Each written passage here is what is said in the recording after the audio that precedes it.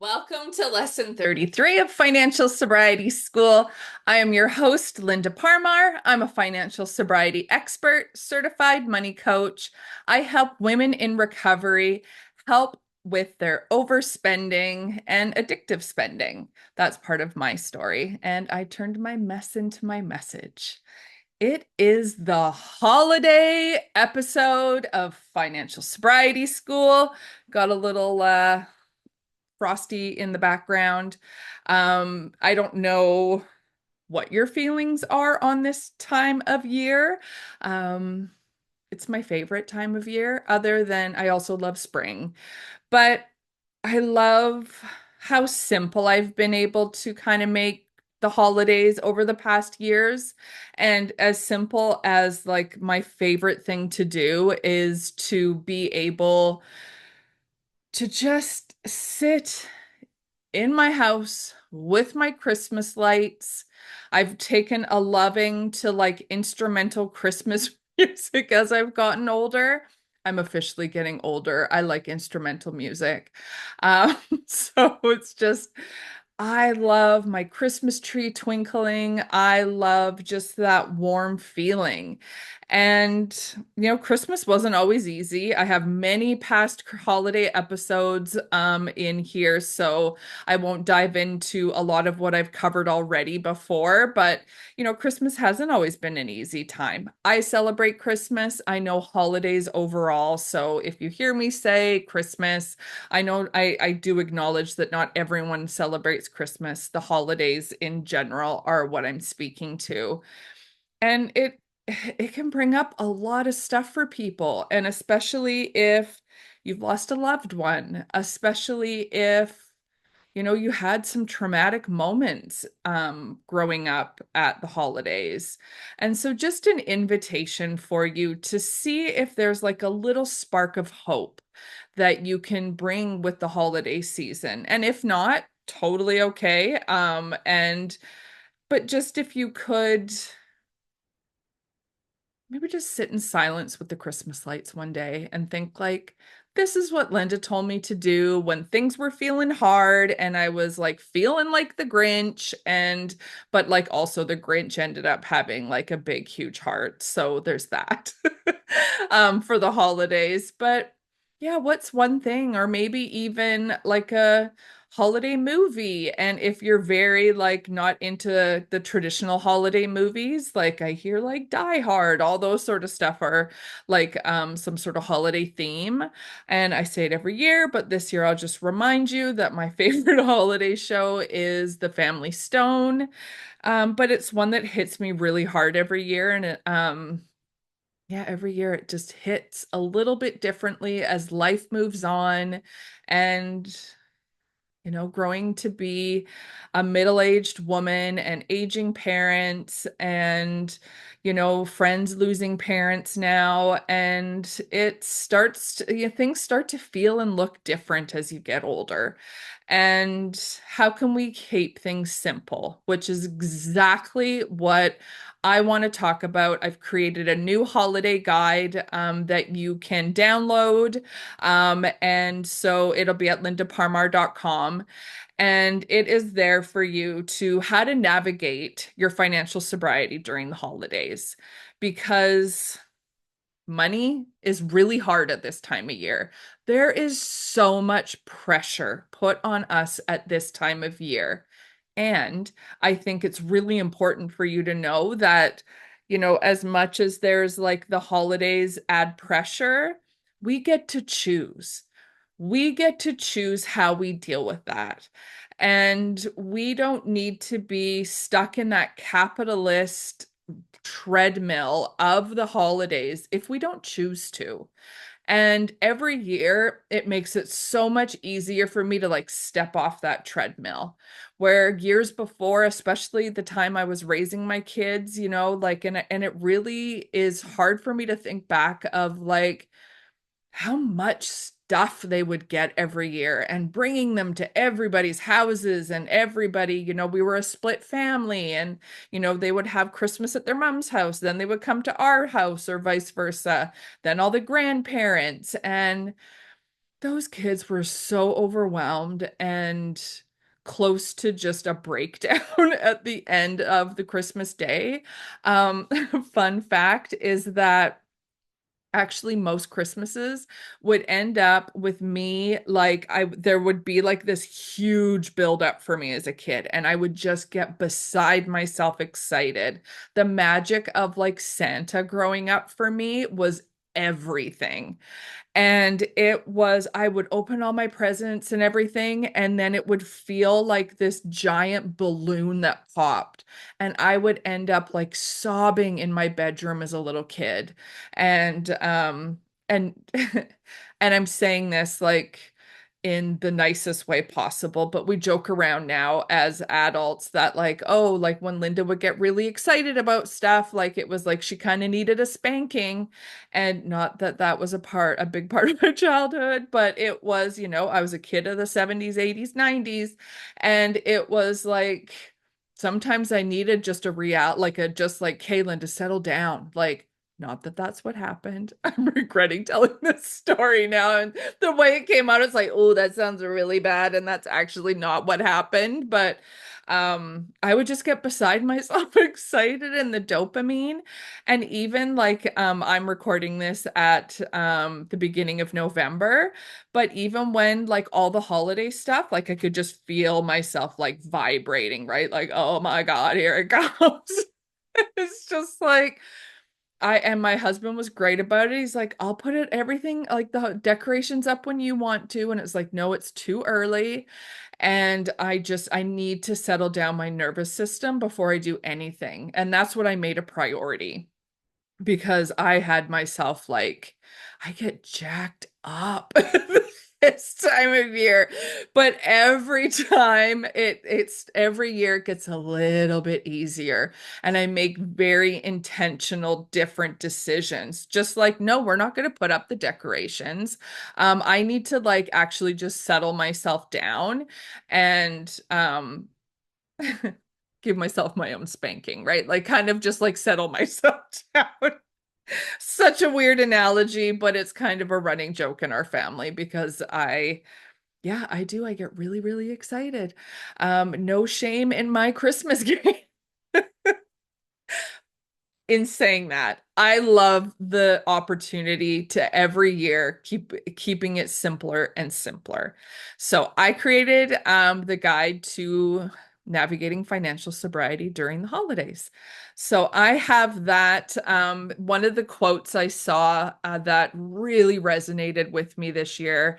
And again, it says Christmas, but you can switch that out for holidays, is that Christmas isn't a season, it's a feeling. How can we, like, when you hear that, how can you create that to feel different for you this year? How can you, like, if you imagine, and this is one of the steps, is like get really clear on how you want to feel this year. And financial sobriety isn't about like I'm spending this much money and then I have this much left over. No, it's about like taking care of ourselves emotionally, and that's what a lot of this is involving. Because if we focus on how we're feeling, we're not going to just completely get all lindified and get really excited about the holidays and end up being in a blackout spending. And that's what last lesson was about. Like, are you experiencing a financial blackout? Like, what is that like for you right now? And so if you haven't listened to that lesson, it was a great one. It's just the lesson 32. But the Christmas isn't a season, it's a feeling. And that was by Edna Ferber. And, switching it out, you can switch like holidays aren't a season, they are a feeling. How do you create that feeling for ourselves?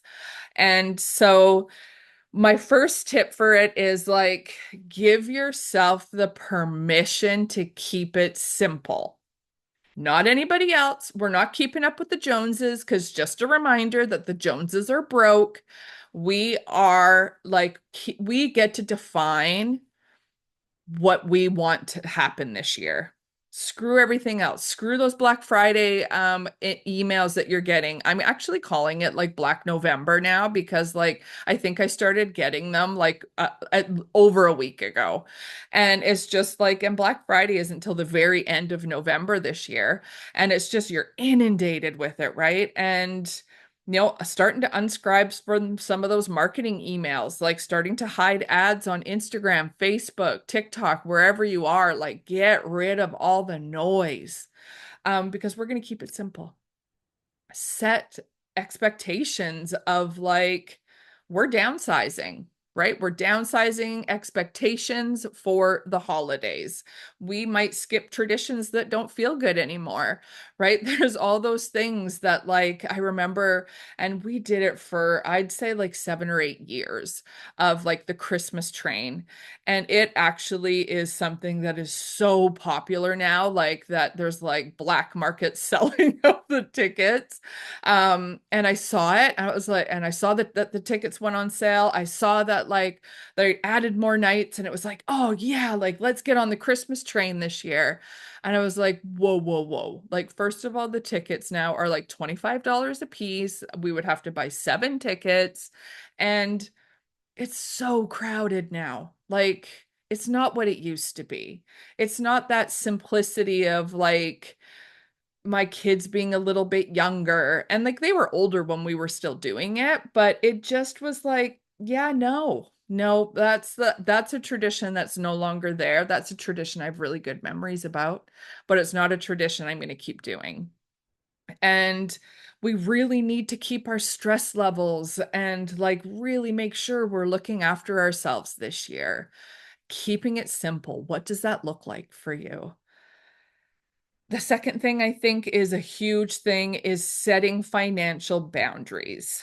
And this is one of the hardest things. You may have heard me say in past holiday seasons, like having crucial conversations with people. But I love like boundaries and financial sobriety feels so good to me. And we, again, that pressure that we have to like buy for this person, buy for that person. And it's like, why are we doing this? How about, and again, presence over presents. So not buying something, having spending some time with someone and actually then saying to them like, I'm not buying holiday gifts for everyone this year. Like I hope that's okay. Or and they'll probably be so relieved because like, hey, everybody's feeling the pinch right now. There's a lot of people, even if you think like, oh, they're living life large, they're doing great, like they probably aren't. They're probably like reaching out for their credit cards and are finding it hard to make do themselves. So maybe that's also giving them a gift. Maybe that's a gift in itself of like, hey, let's not do that this year. Let's just spend some time together. Would love to see you. Let's go for a walk. I think that's really important. Or I hear a lot of families, like, especially like big families, where it's like, okay, there is everybody switches names, right? Everybody picks a name and you spend maybe $40 on a gift. And so you get one gift and like all adults don't need to buy presents for each other. Like, and also, all the kids don't need to get a ton of presents. Those poor kids, like, really, if you think about it, you have, like I was talking about with my kids, and then you have the holidays at your house, and then it's the grandparents and all the other people that are buying them all this stuff. And what is that actually teaching them? That's teaching them that every Christmas they're going to get a ton of presents. And my daughter, my youngest, what's your favorite thing about Christmas? And she'll sometimes say presents. And I always remind her, and just reminding your kids, like, that's not what this is about, right? This is about being with loved ones. This is about creating memories. And creating memories doesn't mean that you need to have a present. It could be making sugar cookies. It could be so many different things. That's one of my favorite holiday traditions that I will do forever because it makes me so happy, making sugar cookies. But yeah, having that conversation with people. Hey, how can we make things a little bit simpler this year? Like we're really trying to not spend the money that we don't need to this year. What would work for you? And this is what would work for me even more, right? Really putting in that boundary. Um, because maybe that's a gift to those people. Relieves the pressure to them, right? Relieves that pressure. Focusing on self-compassion. Self-compassion is super my jam right now. It is one of my favorite things. I finally have the capacity with my mental health to feel my self-compassion. For a while there, I didn't really understand it, to be totally honest. It was kind of like, oh, speaking nice to myself. And I thought, well, wouldn't that be nice? Wouldn't that be nice if I could just be like, oh, Lindy, it's okay. Like, no, that's not what it's about. So Kristen Neff is one of my favorite self-compassion. She is like the woman that wrote Self-Compassion, the book, and just has some beautiful, beautiful teachings about it. But it's really like she breaks it down, and I put a link in the guide for it of like really breaking down what self-compassion means, right? It is speaking kindly to yourself, but also in a way, and this is what really helped me understand it, was that I'm not necessarily having a unique experience. I'm having a human experience, right? Like if I have something that I feel really upset about, and just sort of even saying that to myself, like, yeah, I feel really upset. I get it. I get that I'm feeling upset right now. And even just acknowledging that emotion that's there instead of like trying to run away from it is so powerful. And being like, and I'm not unique to this. Like I'm a human in this. I don't, I'm not going to get political, but I'm a human in a really messy world. And I'm having a human experience that feels really hard right now. And sometimes even saying that, and I get kind of shivers thinking about that right now in the climate that we're in, of, yeah, like this is hard. This feels hard right now. And acknowledging that and really having that like acknowledgement, and then, having something that can help you move forward from there, right? Is there like a meditation? Is there some journaling you can do about how you're feeling so it can start to move through you as opposed to like getting stuck, right? And when those emotions get stuck in us and we don't acknowledge that they're there, that's where the overspending and stuff can really happen, because then we're going to start to numb out because we're running from our emotions. And that is such a huge piece of financial sobriety overall, right? Like money's hard. Like, yes, I'm having a minute because like my car went for an oil change and it was like this needs to be done, that needs to be done. Oh, now this is broken. And like I got frustrated because it was a financial thing too, right? And it was just like, I'm a person that owns a vehicle, and I'm really privileged to have a vehicle, and that I was able to take it for an oil change. And for my safety, things need to get figured out. And when I kind of start to reframe things or say them out loud or write them down, and really kind of, it's just that holding my hand over my heart is a really big thing. I think that that's really helpful. Self-compassion. Again, there's a link in the guide, but selfcompassion.org is Kristen Neff's website, where she has like a self-compassion test, practices. She has activities you can do. She's just absolutely incredible. And just in saying that, like another one of my things that I think is really important for navigating your financial sobriety during the holidays is keeping connected to your emotions, just like that financial sobriety part, because our emotions, there's triggers everywhere right now. It's like little landmines of triggers. It's like, and as like Don Nickel from She Recovers says, like triggers gonna trig, like they're gonna trigger you. Like you're gonna have triggers a lot of the time during the holidays. Our emotions are running really high. And like just kind of like, okay, oh hey, I'm feeling a lot of anxiety right now. I'm feeling like I'm not heard right now. I'm feeling sad. I'm feeling angry. and sitting with those for a minute. And again, practicing that self-compassion for ourselves.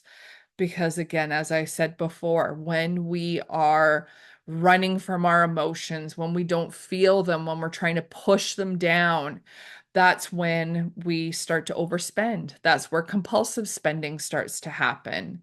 And how can we turn that into sober spending? How can we turn that into conscious presence, mindful, and planned spending? Just real quick with that is that I am hosting a holiday spending support group this year. We are starting on November 18th. And that is found on my website as well, but lindaparmar.com/holiday support group is where you can sign up for that. Because sometimes we need to be held and be in community and be able to speak out our emotions sometimes too. So because again, it could be really triggering. Holidays are triggering. So really being in touch with our emotions, being as present as possible. I know it's a hard time of year, but just a gentle reminder of how much presence supports us during this time. And one of the things that I've already talked about is getting clear on how you want to feel. And if you have access to like a feelings wheel, even if you just Google it, it's something that's very well known just to be able to determine how you're feeling. So that's a great way to check in with your emotions. But, when I said like that the holidays are a season, or sorry, holidays aren't a season, it's a feeling. How did you want to feel when I first started talking about that? And maybe looking at the feelings wheel and see if there's an emotion on there that you really want to feel this time of year. And then getting some action steps in there of being like, okay, what I actually want to have is 3 action steps to be able to feel that way, right? So I want to feel calm. This season, I want to feel calm. How are you going to feel calm? Are you going to have a daily meditation practice? Are you going to have stretching's really big for me. Again, that midlife thing, it's good times with your body and all the pain that starts to happen. And could you like do some stretching, maybe do some yoga, maybe have a really nice hot bath, maybe do some reading, putting some time aside and scheduling a little date with yourself to do some things to help you feel calm. And what, again, it doesn't have to be calm, it could be a bunch of different things. So think about how you want to feel, not anybody else, not society, not your friend, not your sister, not your all the people who you think you want to be like. It's like, what do you want to feel this holiday season? What's important to you? And then 3 action steps to get there. Always love to put those actions in there because it's great to say, like, kind of like, oh, I want to pay off my debt, right? Like how people say they want to do that. It's like, yeah, but how are we going to do that, right? Some action. Let's get some action behind some of this stuff. And creating a holiday spending plan is one of the biggest pieces. I actually have, if you join our support group, I have an e-course, or else I just have an e-course if you want to do that for the holidays. That's on my website as well.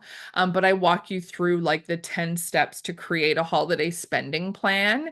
But some of those things that I'll just run through for that is there's big components of it is like, again, some of this like setting expectations of who you're buying for. Determine how much you realistically have to spend this year, and that practicing presence over presence. Have experiences over stuff. Like that word stuff is just rings so true to me because it's like, what we're buying people, do they need that? Is that actually like really helpful? Is that, and all the stuff that your kids are getting, right? Like experiences, maybe go out looking at Christmas lights. I always love to say that, maybe a holiday skating, or maybe there's some sort of like place that puts on, a certain Christmas thing. Take them to that. There's so many different options.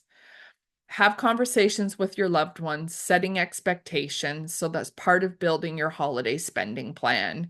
So, making a list, checking it twice, and being able to, really get clear. How many people am I buying for? How much do I actually have to spend realistically? Don't forget that word.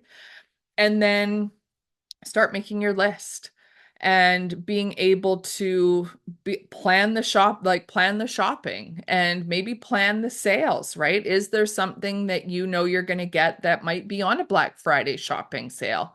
Fabulous. Then you're going to get it a little bit more inexpensive than you were going to anyways. Plan shopping the sales, right? Not just like, oh, that sale looks great. It's 50% off. So I'm going to buy a bunch of stuff that nobody actually needs. And like, I'm just wasting money, essentially. Being able to practice some mindfulness and sober spending over the holidays. How can you connect with yourself and feel good about yourself?